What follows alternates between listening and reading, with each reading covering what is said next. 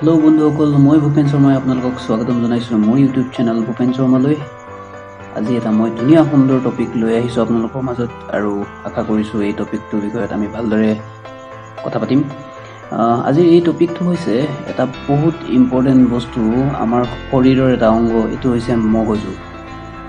যেনেকে লাইটটো জ্বলিবলৈ কাৰেণ্টৰ প্ৰয়োজন, লিখিবলৈ কলমত চিয়াহীৰ প্ৰয়োজন, সেনেধৰণেই আমাৰ শৰীৰটো চলিবলৈ বা আমাৰ জীৱনটো চলিবলৈ আমাৰ ব্ৰেইনৰ বহুতেই ইম্পৰ্টেণ্ট। আমি আমাৰ ব্ৰেইন বা মগজুৰ সম্পূৰ্ণ ক্ষমতাৰ 4 বা 5% ব্যৱহাৰ কৰোঁ। যদি আমি আমাৰ এই ব্ৰেইনৰ 100% ব্যৱহাৰ কৰিব পাৰোঁ, আমি যি বিচাৰোঁ তাকেই সম্ভৱ কৰিব পাৰোঁ। আপুনি জানেনে, জীৱনত যিজন মানুহ সফল হয় বা যিজন অসফল হয়, এই দুয়োজনৰ মাজত পাৰ্থক্য কি? এনে বিভিন্ন বস্তুৰ ওপৰত সফলতাই নিৰ্ভৰ কৰে, কিন্তু এটা বস্তু বহুত ইম্পৰ্টেণ্ট হয়, আৰু সেইটো হ'ল আমি আমাৰ ব্ৰেইনৰ কিমান শতাংশ ব্যৱহাৰ কৰিছোঁ। সাধাৰণতে আমি 5%হে ব্যৱহাৰ কৰোঁ, আৰু সেই 5% ব্যৱহাৰ কৰি আমি দৈনন্দিন কামসমূহ কৰোঁ। বহুত কম সংখ্যক মানুহেই জানে কি ধৰণে ব্ৰেইনৰ ক্ষমতা বঢ়াব পাৰে। আমি এইটো নাজানোৱেই, যদি আমাৰ সেই 5%ৰ পৰিৱৰ্তে 10, 20, 30 বা 40% ব্যৱহাৰ কৰিব পাৰোঁ, জীৱনত কিমান সফল হ'ব পাৰিম। যেতিয়া ব্ৰেইনৰ ক্ষমতা বাঢ়ি যায়, তেতিয়া আমাৰ এৱেৰনেছ, জাগ্ৰতা বা চেতনা 100% বাঢ়ি যায়। লগতে স্মৃতি শক্তি, মেমৰি, কনফিডেন্স, হেপিনেছ সকলো বাঢ়ি যাব। আৰু নৰ্মেলি এই কনফিডেন্স, হেপিনেছ আমাৰ ব্ৰেইনৰ লগতে জড়িত। যদি ব্ৰেইনৰ ক্ষমতা বাঢ়ি যায়, এইবোৰ বস্তু বাঢ়িব। আৰু এই ব্ৰেইনৰ ক্ষমতা কি ধৰণে বঢ়াব পাৰি, তাৰে এটা টিপছ মই আজি আপোনালোকৰ মাজত শ্বেয়াৰ কৰিব বিচাৰিছোঁ। আৰু সেই টিপছটো হ'ল কেইটামান শব্দ আমি কেতিয়াও পাহৰিব নালাগিব, আৰু কেইটামান শব্দ আমি আমাৰ জীৱনৰ লগত জড়িত কৰি ল'ব লাগিব। সেই শব্দ কেইটামান হৈছে the best, I am confident. আপুনি যিয়েই কৰিছে, যদি ভাবি লয় মই যি কৰিছোঁ ইমানেই কৰিব পাৰিম বা এইটোৱেই মই ভাল কৰিলোঁ, তেতিয়া আপুনি নিজৰ ব্ৰেইনটোৰ কেপাচিটিটো তাতে আপুনি বন্ধ কৰি দিলে বা ষ্টপ কৰি দিলে। যদি আপুনি ভাবে মই ইয়াতকৈও বেষ্ট কৰিব বিচাৰোঁ বা ইয়াতকৈ বেষ্ট কৰিব পাৰোঁ, তেতিয়াহ'লে আপোনাৰ ব্ৰেইনে সেই কামটো কৰিবলৈ বেষ্ট উপায় কিছুমান বিচাৰিব। আপুনি যেতিয়াই মনে মনে ভাবিবলৈ আৰম্ভ কৰিব দ্য বেষ্ট, মই ইয়াতকৈ আৰু ভাল, ইয়াতকৈ আৰু ভাল কৰিব পাৰোঁ বা ইয়াতকৈ আৰু ভাল কৰিব বিচাৰোঁ, যেতিয়াই আপুনি সচেতন মনেৰে ভাবা আৰম্ভ কৰিব যে দ্য বেষ্ট কৰিব বিচাৰোঁ বা মই ইয়াতকৈ আৰু ভাল কৰিব বিচাৰোঁ, তেতিয়া আপোনাৰ সেই ছিগনেলটো আপোনাৰ অচেতন মনলৈ এই ছিগনেলটো পঠিয়াই দিব। সচেতন মনটো হৈ গ'ল আপোনাৰ নৰ্মেল লাইফটো।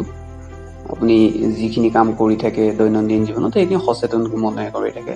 আৰু অচেতন মনটো হৈ গ'ল সেই মনটো যিজন ড্ৰাইভাৰ, যিটো অদৃশ্য ড্ৰাইভাৰ, সেইজনেই হৈ গ'ল অচেতন মন। আপুনি যদি কিবা এটা বস্তুত নিজে পণ কৰি লয় যে মই এইটো কৰিম, আপোনাৰ আনফৰ্চুনেটলি সেই আনকনচিয়াছ মাইণ্ডে আপোনাক তেনেকৈ ধৰণৰ কাম কৰিবলৈ আপোনাক বাধ্য কৰিব। আপুনি সেইটো লাহে লাহে হ'ব। এদিনতে আপুনি একদম পূৰা বেষ্ট কৰি ল'ব নোৱাৰে, এদিনতে আপুনি পূৰা মগজুৰ 40% ব্যৱহাৰ কৰি ল'ব নোৱাৰে। আপুনি যি 5% ব্যৱহাৰ কৰিছে, তাতকৈ আপুনি ভাবিবলৈ আৰম্ভ কৰক যে মই ইয়াতকৈ আৰু অলপ বেষ্ট কৰিব পাৰিম, মই ইয়াতকৈ আৰু অলপ বেষ্ট কৰিব পাৰিম। আজি 5.1% বঢ়াওক, কালি 5.2% বাঢ়িব, কালি 5.3% বাঢ়িব। এনেকৈ লাহে লাহে গৈ আপুনি বহুত বেছিলৈ আপুনি নিজৰ ব্ৰেইনটো ক্ষমতাশালী কৰি তুলিব পাৰিব। তাৰে এটা টিপছ হ'ল, আপুনি যিটো কাম কৰিছে, ধৰি লওক আপুনি পঢ়িছে, মই 80% মাৰ্কছেই আনিব পাৰিম। মই জাষ্ট এটা উদাহৰণ দিছোঁ, এইটো কোনো ধৰণৰ প্ৰেছাৰ নহয়।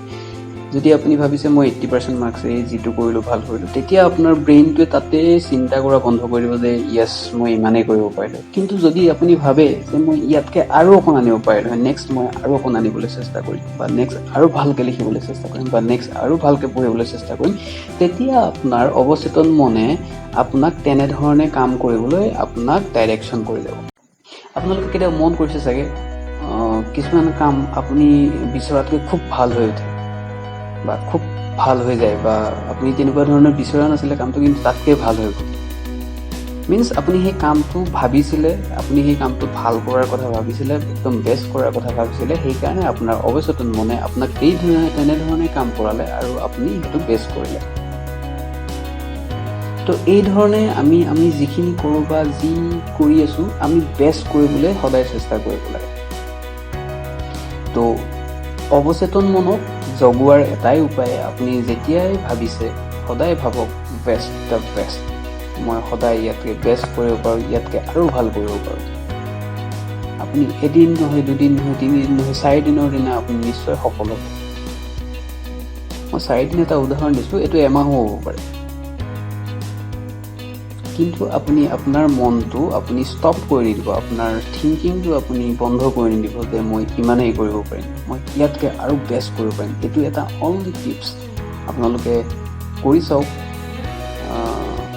এদিন দুদিন ট্ৰাই কৰি চাওক, এমাহ ট্ৰাই কৰি চাওক, আপুনি নিশ্চয় সফল হ'ব। এনেকুৱা ধৰণৰ টিপছ মই আৰু লৈ আহিম, আৰু সচেতন মন অৱচেতন মন কি ধৰণে কাম কৰে তাৰ ওপৰতো মই এটা ভিডিঅ' বনাবলৈ চেষ্টা কৰিম, যিটোৰ জৰিয়তে আপোনাক টিপছবিলাক মই দিম কি ধৰণে অৱচেতন মনক জাগ্ৰত কৰিব পাৰি।